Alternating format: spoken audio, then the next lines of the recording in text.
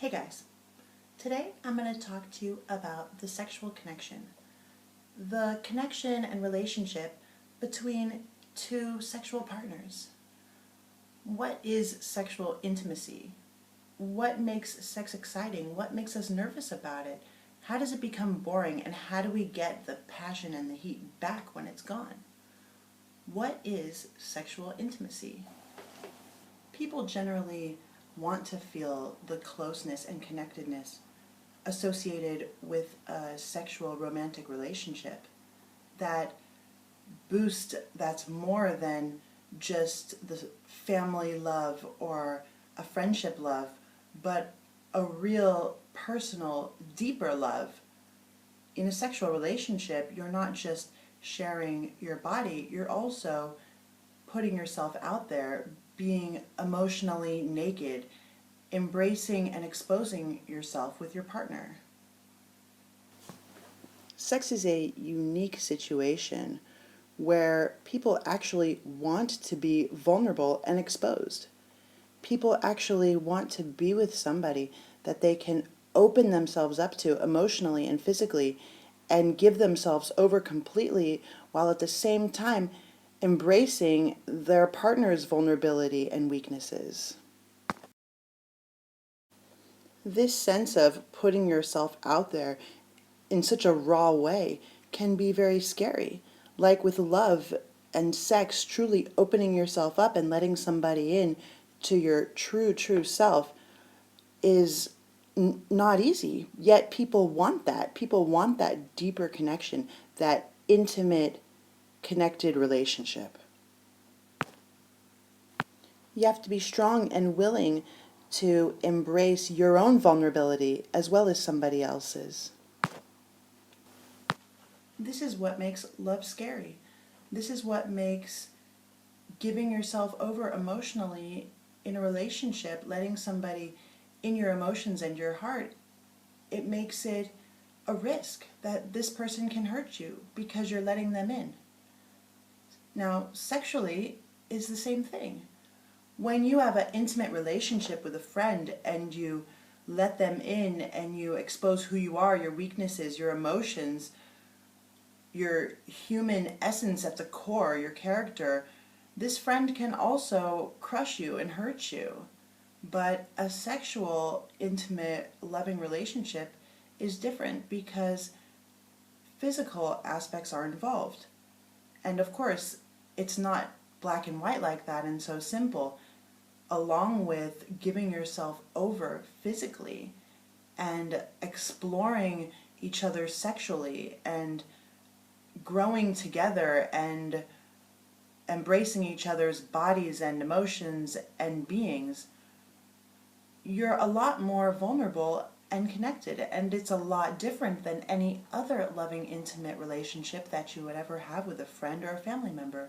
It's much deeper and it's very personal. In the same way that it makes us nervous and it's scary, is what also makes it exciting. The giving yourself over and the anxiety or the nervousness or the awkwardness and the fear from being exposed in such a way is also what brings the thrill with sex. It's what makes an intimate sexual connection the best sex you can have. Sexual intimacy and that deeper connectedness and exploring each other allows for a more passionate, desirable, hot, sexy connection. This is the very excitement and thrill of sex.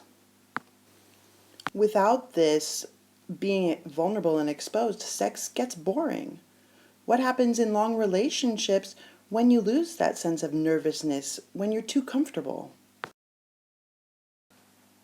When you lose the sense of feeling vulnerable and exposed, sex loses its excitement. This is why in a new relationship, it's the honeymoon phase. It's exciting, it's fresh, it's new. Or a one-night stand even, something thrilling. It's a exposed situation. You're more vulnerable with a stranger, somebody you don't know.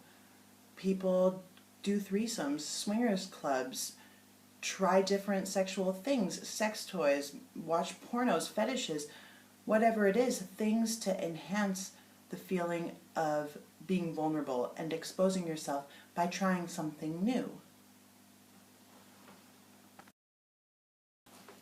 Without the feeling of exposure and sexual vulnerability, sexual intimacy in a relationship is fading.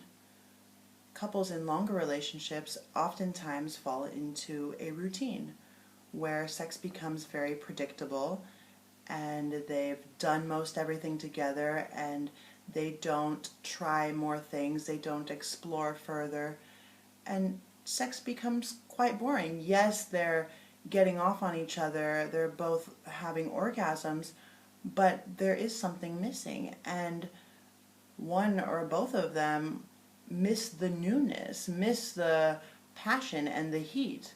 And this, more times than not, is what is the start of cheating, of stepping outside your relationship, of being in a situation where you caught a glimpse of feeling sexually vulnerable in some situation and you realize you missed that spark.